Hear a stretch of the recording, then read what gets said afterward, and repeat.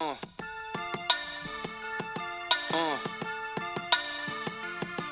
Good morning. Good morning. What's up, everybody? Morning Deuce, Thursday, July 14th. We're moving right along with this week. Big things coming with the website and the podcast. Working really hard to get it on iTunes. I know a lot of people are asking me to do that so they can download it at home. They don't have to run the data. It's way easier to listen to, I guess, at work and stuff than the YouTube channels are. I'm working on it. I'm working on it really hard. It's in the works. And hopefully we should do that soon. I have like 58 episodes or something now. So there's a lot to archive. But that is the process I'm going through. And then got a little shout out of the last episode from Ken Jong, who, when I mentioned his birthday, I mentioned him on Twitter and threw me a like. So who knows? Maybe he listened. I'm going to pretend that he did. Maybe he didn't. But either way, no harm, no foul. So, yeah, killing it. Just straight killing the game. Leslie Chow and I going to go to Vegas. Just a couple of wolves in a wolf pack. So it's Thursday morning. By this time tomorrow morning, depends on when you're listening to this, but by tomorrow morning, Donald Trump will have picked his vice presidential candidate, and he's narrowed it down to Mike Pence, Chris Christie, and Newt Gingrich, which I don't really understand because I feel like none of them add a voting demographic for him. And vice president's pretty overrated position. Especially it doesn't really do that much, to be honest. Some take on more than others. Biden's been particularly active, but while others haven't really been that active. But usually it's just used by the president to get a different style of voting demographic. But those are all just the same style of people as he is, except with a little bit more experience. It doesn't make sense to me. I don't get the Chris Christie thing, because if you're going to poke holes at Hillary's scandal, why pick a guy with the whole George Washington Bridge scandal? It makes no sense to me. You're deflating yourself there. Newt Gingrich has a horrible approval rating and was laughed out of Congress the last time. So I don't really understand why you would pick him. He's not particularly well liked, and he's not adding voters that you don't have. And then Mike Pence was the governor in Indiana where there was all that backlash, and the NCAA almost didn't have the Final Four there because of his anti-gay laws about gay marriage and businesses basically being able to refuse service to gay people. So again, not necessarily a voting demographic ad for Trump in any way. I guess Mike Pence has a lot of experience, so that makes sense to me in that way, but I just don't get it all. I don't get it all. I know he's announcing it because next we have the party conventions. Congress is about to go on summer break. For those of you keeping score at home, they've had about 50,000 hearings that have amounted to nothing. They haven't done anything about gun regulation since Santa Barbara or Orlando or Oregon or any of that stuff. Nothing has happened to change anything about the certain people being able to get guns. They've done nothing in terms of funding for Zika, which now has, I think the first child was born with birth defects because of it in the United States. We haven't found mosquitoes that a case that originated here, but there's now enough cases here that people should be a little concerned. We haven't done anything about that. And they never held a hearing for the Supreme Court seat that was open. Remember, the Supreme Court seat was the biggest story in the country, and they interviewed every single person running for president about it. Now, that guy's Merrick Garland is just chilling there, longest in history to have a Supreme Court judge sit there under nomination without being voted on. So basically, they've done nothing lately. None of the big stuff, at least. They're going to go on summer vacation, and that summer vacation is going to include a giant multi-million-dollar party for themselves. And at the party, they're going to celebrate their party and what their party means, but they haven't really achieved very much.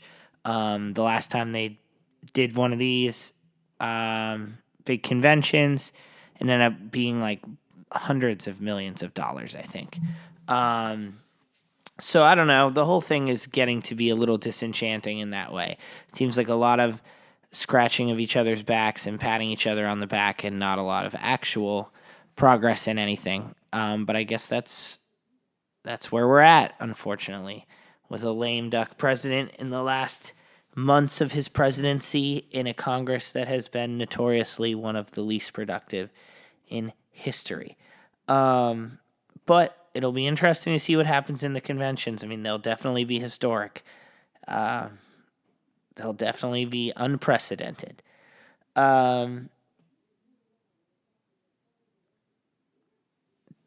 Yesterday was the ESPY Awards. The ESPY Awards are kind of an interesting thing. It's just literally a fake award show for the least popular sports day of the entire year. There's no professional sports going on basically whatsoever right now at all. So they had an award show. Another example of just people patting themselves on the back for doing what they already get patted on the back for with all-star games and money and clothing lines and all that stuff. But there's always a couple moments at the ESPYs I like. Craig Sager. I've always liked that sort of Arthur Ashe, Jimmy V award for courage. They gave it to Craig Sager, who's been battling cancer really intensely, and he's just like an outgoing, such charismatic announcer. His speech was great. You should look it up. The original speech by Jim Valvano when he started the Jimmy V Award at the ESPYs years ago is a personal favorite of mine. But I'd be remiss if I didn't mention one of my favorite ESPY moments is when Norm Macdonald was the host. John Cena was the host this year, and he roasted the crowd pretty good. But you know that he didn't write, any of his own material, at least I don't think. And it was okay, but it was nothing compared to what Norm Macdonald did in 1998. I'm going to put the link below the podcast. He was ruthless. I mean, he was making jokes about, guys getting caught with underage women. He was making jokes about, race, money, just everything. Nothing was off limits. I mean, he was just tearing into everyone. And then he had Will Ferrell come on stage and do his Harry Carey impression. And when he did his Harry Carey impression, he then roasted more people. They just literally go off on people. It's amazing to have the balls to just step up into a crowd like that and just be beyond ruthless. Like, everyone is just uncomfortable, and it's amazing. I saw Norm Macdonald do stand-up earlier this year, and it was an absolute bucket list item, and he was phenomenal. He's just one of the best storytellers there is. His writing is great, and he's just the absolute perfect host for one of those things because he does not care. He's just going to do what he wants to do and what he thinks he should do. And it's too funny to watch a group of people sit in a room to basically, pat each other on the butt for being so great and, host an award show for themselves for being awesome and just have one, unathletic Canadian guy just rip into all of them and just totally cut everyone at the knees. It's amazing. So, worth a peek. Absolutely worth a peek. Let's go to part two. For part two today, I was on the way home from work and getting gas at the gas station. This woman came up to me and just asked for 50 cents of gas to put in her car. Literally 50 cents. And sometimes I'll say no, or I have an excuse, or when I see someone come up to me, I just try to avoid it as quickly as possible. But for some reason this time I was just I'm sure I do. And I just went through my car and found $1.25 in change and gave it to this woman. And as I did, I sort of wonder that thing that you always wonder, is she actually going to buy gas? What is she doing here? Blah, blah, blah. And she did pull up to the car next to me. And I gave her, and she was very sweet. I gave her the change and then just kind of collected myself. And as I left, I saw her kind of run off quickly. And I was oh, there's no way she's going to actually buy gas. But either way, at least I gave her that. I never would have touched that change. But she was up at the window, buying gas. I saw her visibly saying where her car was and which one she was, putting gas in. And you think maybe, whatever, she fell on hard times or whatever's happening. But either way, it's just, I felt a little strange for kind of judging her negatively.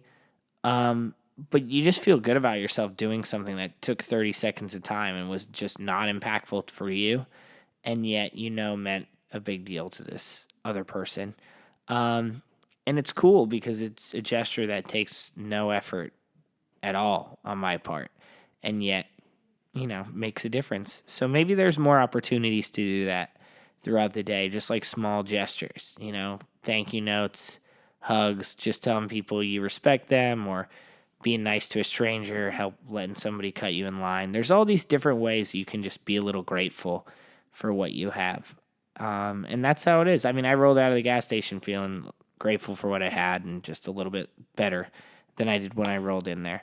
And hopefully this lady did too. So there's all those options that show up in life, and you never know what it's going to take. Sometimes you just dig through the glove compartment and you make somebody's day. And with that, it's the Morning Deuce. Great interview coming tomorrow about if you like graffiti and street art. I think it's going to be very interesting to you. So look for that to come out Friday, and hopefully pretty soon we'll be up on iTunes so Ken Jeong can subscribe. Until then, I'm out. Later.